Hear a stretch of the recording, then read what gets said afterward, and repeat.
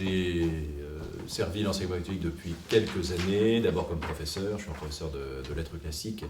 Ensuite, j'ai été cadre intermédiaire, directeur adjoint en collège, en lycée, chef d'établissement. Pas très loin d'ici, mon première mission m'a amené en Maine-et-Loire. Ensuite, je suis allé en Haute-Garonne, à Toulouse. Et après ça, à Paris, où j'ai eu 2 missions de chef d'établissement avant de devenir directeur diocésain d'enseignement catholique de la Somme, donc en Picardie. Et très heureux d'être ici en Loire-Atlantique pour commencer cette mission au service de l'enseignement catholique ligérien. Ce que je vous propose, que nous ayons peut-être un temps de prise de parole, un petit peu organisé, par jeu d'alternance, ce sera tantôt Eric, tantôt Marie-Aline et tantôt moi, pour vous présenter différents points. Cette année, la croissance se poursuit et donc nous arrivons au chiffre de constat de cette rentrée à 102 066 élèves, ce qui fait que nous gagnons un peu moins de 1500 élèves, 1433 d'après nos stades de rentrée. Ça montre que les familles continuent à faire confiance à l'enseignement catholique et aux établissements et qu'on est dans un département dynamique. Une croissance qui se marque surtout au niveau du second degré. C'est aussi en lien avec le développement démographique qu'on avait observé au premier degré il y a quelques temps. Donc au second degré, nous gagnons plus de 1200 élèves. Premier degré, nous sommes dans une stabilité globale. Nous sommes à plus de 169 élèves, mais sur un volant de 49 000 quasiment. Donc on est dans cette stabilité-là. C'est-à-dire que là où nous avions tendance à perdre des élèves en maternelle, pour la première fois depuis de nombreuses années, nous regagnons des élèves en maternelle, puisque nous avons plus de 200 élèves de plus en maternelle. Pour des raisons démographiques, nous perdons un peu plus de 60 élèves en élémentaire, parce qu'un grand nombre de CM2 quittent l'école pour aller en 6e, et puis on reste à notre chiffre de 332 élèves en enseignement spécialisé.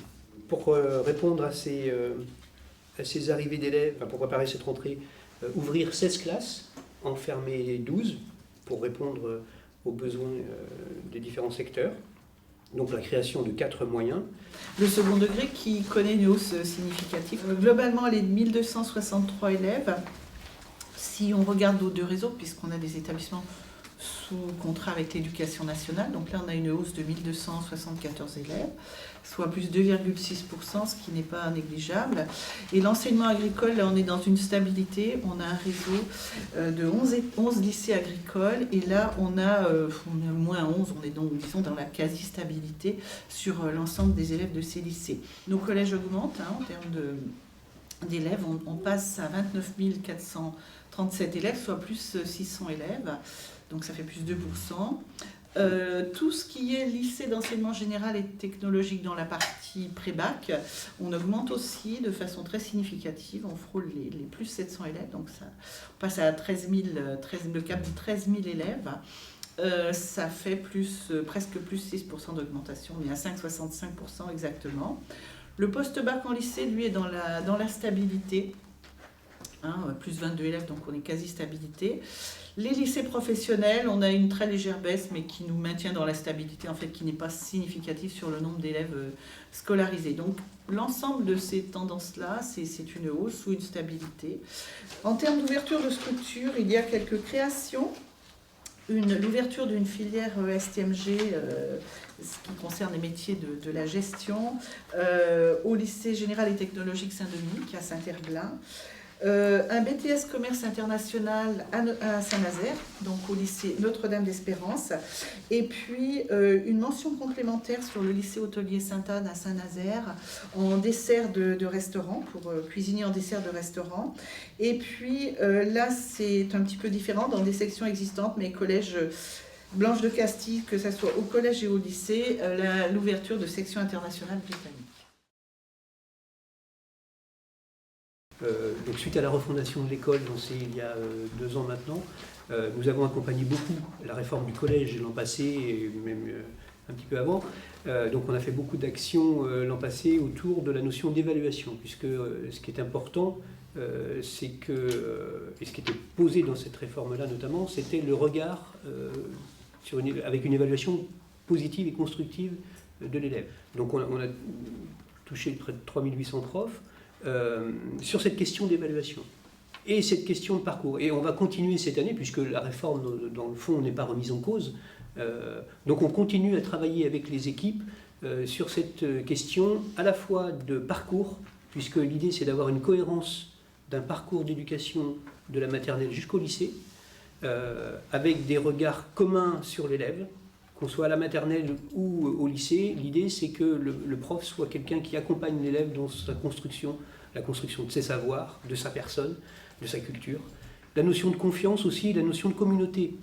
C'est-à-dire que nos actions d'animation, elles vont vers les enseignants, mais elles vont aussi vers les personnels d'éducation dans les établissements, parce que la ZEM en maternelle, ou la dame qui travaille à la cantine, ou le pion qui surveille la cour, c'est aussi quelqu'un qui est dans la fonction éducative, qui fait partie de notre projet.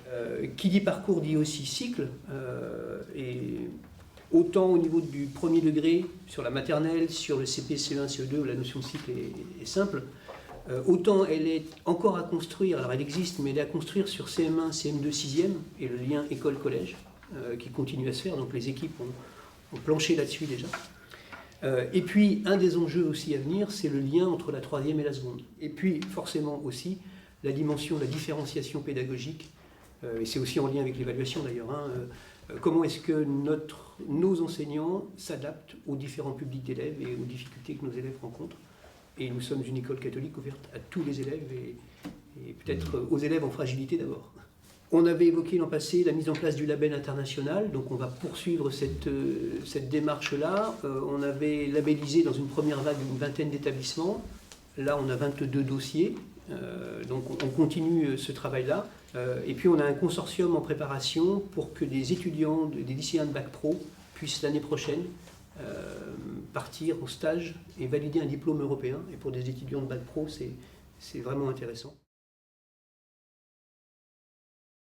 Un petit mot sur l'immobilier. Donc, je le disais tout à l'heure, on voit bien qu'effectivement la rénovation du patrimoine immobilier est tout à la fois pour satisfaire effectivement aux règles de l'accessibilité, nous amène aussi à effectuer des travaux qui essaient aussi d'interroger la pertinence de la localisation des établissements sur le territoire. Et donc, lors de cette rentrée 2017, eh bien, l'école Saint-Hermelin-Saint-Herblain a offert donc une belle occasion de relocalisation et d'un regroupement des écoles Sainte-Marie maternelle et Saint-Hermelin donc élémentaire sur désormais le site de l'école maternelle.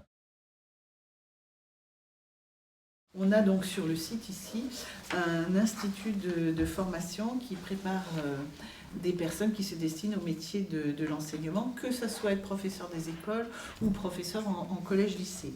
Donc cette année, on connaît aussi là une hausse significative des effectifs en Master 1. Donc je vous rappelle qu'au cours du Master 1, les étudiants préparent ce qu'on appelle le CRPE, le concours de recrutement de professeurs des écoles. Ici, ceux qui sont ici sur le site. Donc on est au maximum de la capacité avec 80 étudiants. Il y a même quelques-uns en liste d'attente aussi. Cette arrivée a été renforcée par le fait que l'Université catholique de l'Ouest, qui a un site sur Rezé, puisqu'ils ont une licence sciences de l'éducation, donc la continuité de cette licence pour ceux qui se destinent à être enseignants du premier degré, c'est de rentrer dans ce master-là.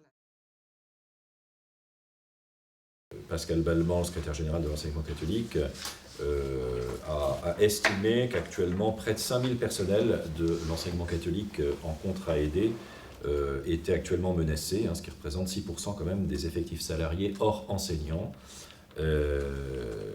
et rapporté au chiffre de 8888 contrats aidés et 3185 équivalents temps plein d'AVS en emploi aidé. On voit bien que c'est quand même une affaire assez significative. Pascal Balman, le 6 septembre, donc hier, a estimé dans un entretien à la Croix que la suppression de ces contrats pourrait entraîner une dégradation du service éducatif attendu et rendu. Et donc, il a demandé au ministre, ainsi qu'à l'ensemble du gouvernement, un moratoire d'1 an afin que les établissements du réseau de l'enseignement catholique en France puissent s'organiser, notamment dans le premier degré, où cette rentrée risque de se solder par un certain nombre de difficultés organisationnelles sans précédent. Alors, en Loire-Atlantique, nous avons mené une enquête que nous avons confiée à l'UDOGEC, l'Union départementale des organismes de gestion de l'enseignement catholique, de mesurer le phénomène. Actuellement, donc, sur l'ensemble des établissements du premier degré, nous avons repéré 28 OGEC en situation de fragilité actuellement, à des degrés divers. C'est-à-dire que tout n'est pas, parmi ces 28 OGEC, il n'y a pas des situations d'égale difficulté. Il nous reste encore à affiner ce niveau, mais pour clairement certaines écoles, la difficulté risque d'être importante. Et le service rendu aux enfants et aux familles risque vraiment d'être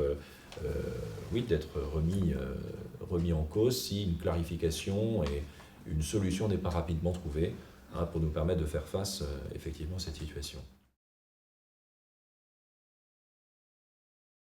Le 17 juillet dernier, mon prédécesseur a pu signer donc, la convention des psychologues avec le conseil départemental. Le département des psychologues ici de Loire-Atlantique a acquis dans le domaine de l'accompagnement de la protection de l'enfance en particulier et l'intervention dans des situations d'urgence un très bon niveau d'expertise qui fait qu'il constitue, je crois, un partenaire apprécié de l'ensemble des pouvoirs publics.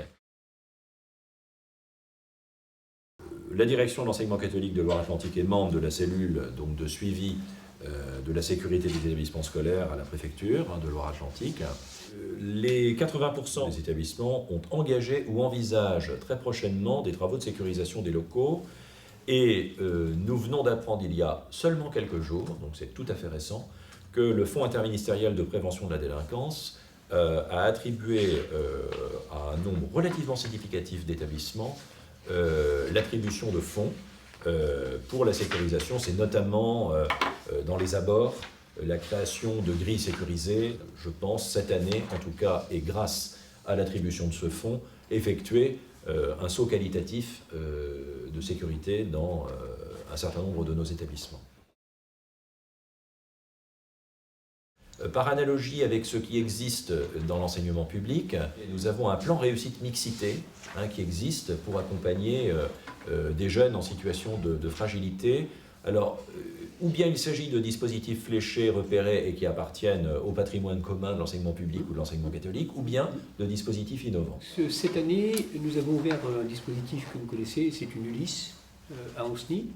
En matière de projets plus innovants, nous avons ouvert 2 réseaux de collèges, un peu à l'image de ce qui peut se vivre au niveau du premier degré, vous savez, les postes RASED, pour des élèves donc, qui ont eu un accompagnement par un RASED au cours de leur scolarité élémentaire, qui arrivent au niveau du collège, et donc pour continuer cet accompagnement spécifique et prévenir le décrochage. Le but du jeu, c'est quand même de prévenir le décrochage scolaire.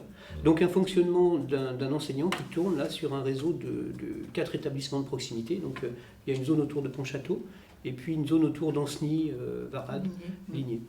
Sur les dispositifs, c'est en fait du renforcement de dispositifs qui ont déjà été initiés à la rentrée dernière.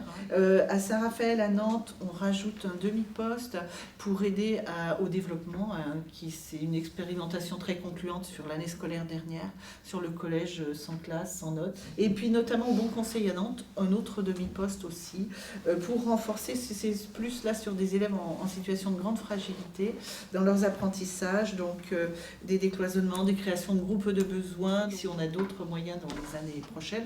Comme ces projets ont fait une année d'expérimentation, peuvent être partagés, mutualisés aussi, transférés, se créer aussi dans d'autres établissements.